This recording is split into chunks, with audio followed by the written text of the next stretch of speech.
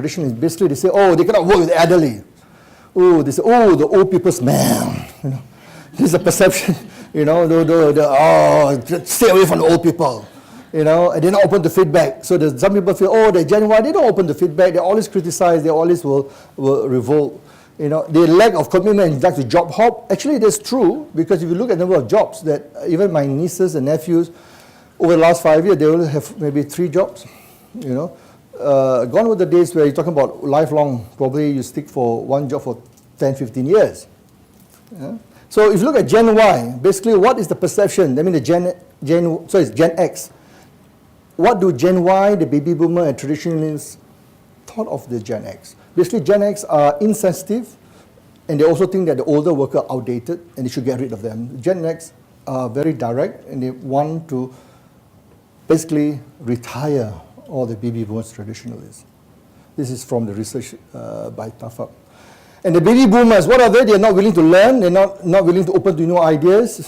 And they want to get home quickly. By 5:30, okay, 5 o'clock they start makeup, get ready. 5:30 they start leaving. You know, forget about asking them to stay back to do additional work. Forget about asking them to do, stay on to help you out. No, they will not. Basically, these are the mindset. Of course, the traditionalists. When I ask the Gen X and Gen Y and baby boom, what do you know traditionalists? Those in the 60s and 70s. Oh, they are very slow to understand.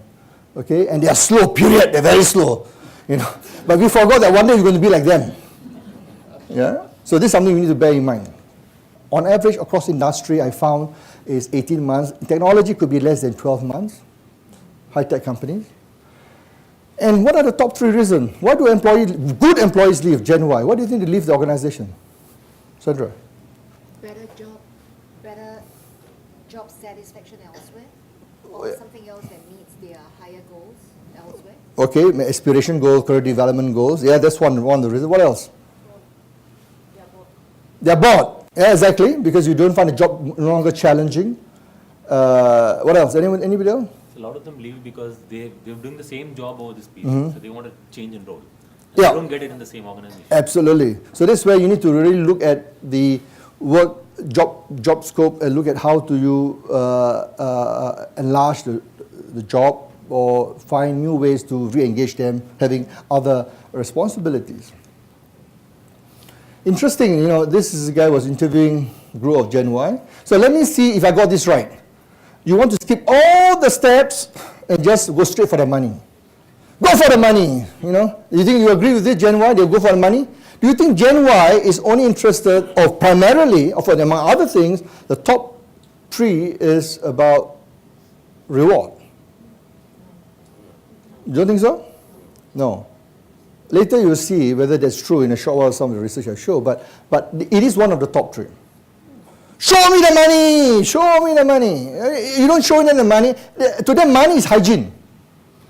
It's hygiene factor. But it must be adequate, and they want you to be able to put a 75 percentile.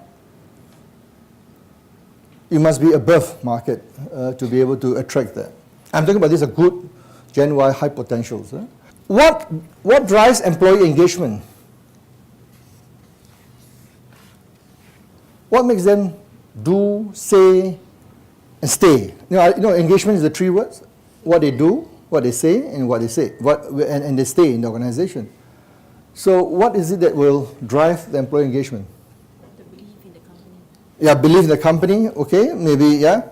So you have the belief in the company, belief in the policy, the vision, mission, vision, values. What else? Same value. Yeah, same value aligning to the same values. Your personal value aligned to the company value. What else do you need to re-engage the employee? What does need to be present? Sorry? Recognition, reward and recognition. Very good.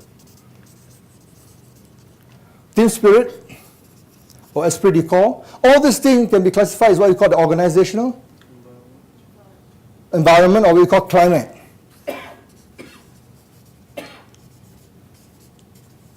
So an organizational climate is how are things, how do people feel about working in the organization? And the one way to test organizational climate, every Monday morning, if I have the time, I always schedule my customer meeting on Monday morning, on purpose. I will go to organization, and one thing I do is to talk to the receptionist. And I ask this question. I say, hi, Sarah or Jenny or whatever, how do you feel this morning coming to work? Do you feel excited? Are you energized? You know, how do you feel? And they'll tell you, really? Look at him, oh, he's again. Look at him, he just walked in. You know, he's referring to the boss or to one of the manager. Oh, really? You really want to know? Oh, you don't. I don't think you want to know. You know, the emotions about how people identify with the organization. So it's about what we call climate. But who drives the climate? Who do you think drives the climate? Exactly, leaders. The leader's effectiveness. And this is the level of your EQ, emotional intelligence, EI. EQ is a measurement. EI is emotional intelligence. And you talk about the leadership style. Is it my way or the highway? Or is a visionary, authoritative visionary style supported by a coaching style to help to engage employee? So clarity, and one of the dimensions of climate is clarity of the mission, vision, objective. Are people clear? And are people aligned to that? Do they know what it takes to be able to achieve the organizational goal? So leadership effectiveness.